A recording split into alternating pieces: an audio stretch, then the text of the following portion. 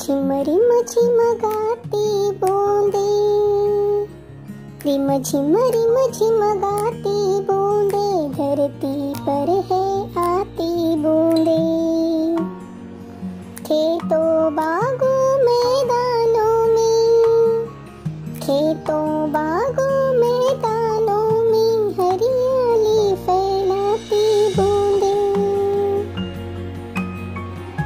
धरती से नालों नदियों में, धरती से नालों नदियों में, सागर में मिल जाती बूंदे। गर्मी से तपते लोगों को, गर्मी से तपते लोगों को, शीतलता पहुँचाती बूंदे। मेंढक मोर पपी है कोयल, मेंढक मोर पपी है कोयल, सबका मन हर्षाती बूंदे। पुरवाई के रथ पर चढ़कर, पुरवाई के रथ पर चढ़कर, इठलाती मुस्काती बूंदे, इठलाती मुस्काती बूंदे, धरती पर है आती बूंदे। रिम झिम गाती बूंदे, धरती पर है आती बूंदे, धरती पर है आती बूंदे। बच्चों, अभी जो कविता आपने सुनी उसके कवि है रोहिताश्व अस्थाना। इस कविता को आपको बार बार सुनकर याद रखना है, उसका पठन करना है। अब हम देखेंगे इस कविता में आए हुए कठिन शब्द। पहला शब्द है बूंदे, मतलब बारिश के पानी का बूंद, उसे मराठी में हम थेंब कहते हैं। खेत, मतलब कृषि क्षेत्र, उसे मराठी में हम शेती कहते हैं। नाला, मतलब पानी का छोटा प्रवाह अथवा धारा। सागर, मतलब समुद्र।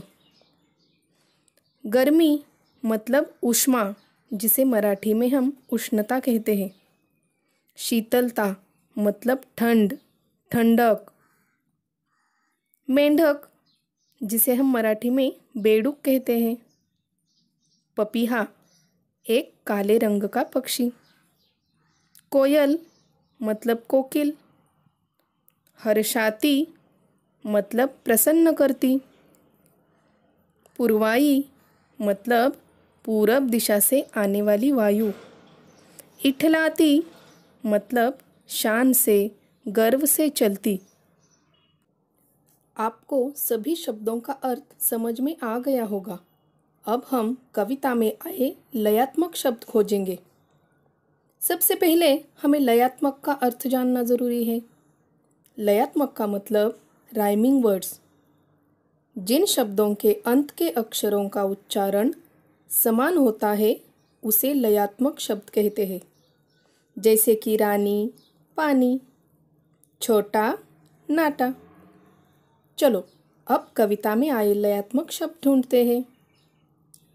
गाती, आती, फैलाती, पहुंचाती, हर्षाती, मुस्काती, यह सब कविता में आए लयात्मक शब्द हैं।